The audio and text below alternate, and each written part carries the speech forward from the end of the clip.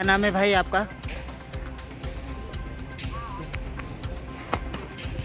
क्या नाम है आपका? ब्रजेंद्र सिंह पवार।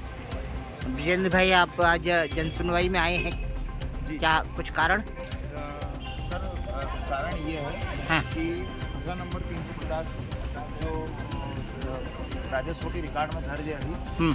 इसमें मेरी दुकान है। हाँ। तो पर्सनली कुछ लोग मेरे ऊपर कार्रवाई करवाते हुए हाँ। सिर्फ 2-3 लोगों की दुकानें तोड़वाना चाहते हैं।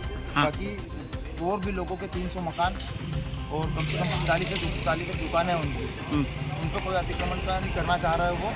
जबकि साहब ने उन पर भी कार्रवाई बेदखली की कर दी है नायब तहसीलदार साहब ने, लेकिन वो यही बोल रहे हैं कि तुम सिर्फ 4 दुकानें हटाओ, बाकी तो कार्रवाई बाद में करेंगे। और ये गोलू सोलंकी है जो हमेशा मेरे ऊपर झूठे आरोप लगाते रहता है कि मेरी ज़मीन के सामने है। मेरा एक ही निवेदन है राजस्व के अधिकारियों से कि आप जाके वहाँ स्पॉट देखिए, आपको यथार्थ स्थिति समझ में आ जाएगी कि ये बार बार झूठी रिपोर्ट और जनसुनवाई लगा रहा है। ये गोलू का क्या आपसे क्या परेशानी, क्या लड़ाई है? परेशानी कुछ नहीं है सर, मैं चुनाव जीता उसको वही जैसे मेरा गोलू अभी किस पद पे है कोई पद नहीं उसका। और कौन से पार्टी से जुड़े हैं? वो मेरे को भी पता नहीं। तो फिर नाराजगी किस बात की है? बस यही नहीं समझ में आ रहा है उसकी नाराजगी मेरे से किस ये बात ग्रामीण नाराजगी है, इसका 16 तो ग्राम पंचायत के अंदर सरपंच के अंतर्गत करना चाहिए की। आप ना लोग। सरपंच साहब का मन है वहाँ कोई अतिक्रमण लाने का, ना गांव की जनता का मन है। सिर्फ 2 लोगों को परेशानी है, गोलू सोलंकी को और घर वालों को। तो ये जो भूमि है जी ये ग्राम सभा की है नहीं, या? ये राजस्व में दर्ज है, लेकिन इसका 2021-22 में मैप में सर्वे करवा दिया था आबादी का, लेकिन हाँ। अभी तक आबादी में नहीं वो घोषित हुई है। तो इसका सीरियल नंबर भी है, ये जो राजस्व के रिकॉर्ड में दर्ज दी है आबादी मैप में, हाँ। लेकिन अभी तक आबादी में ये घोषित नहीं हुई है। तो ये आबादी में अभी तक घोषित नहीं हुई है। ये छोटे झाड़ू वाला वो तो नहीं है प्लाट? चरनोई अलाटमेंट में आ रहा है अभी। हाँ। लेकिन इसमें दिक्कत ये है कि ये नक्शे में समथिंग 5 एकड़ का है, लेकिन खसरे में इसका रकबा लिखा रहा है 0.02 हेक्टेयर और आबादी का कम से कम इसमें 5 एकड़ का क्षेत्रफल है। इसमें आपकी 4 दुकानें हैं।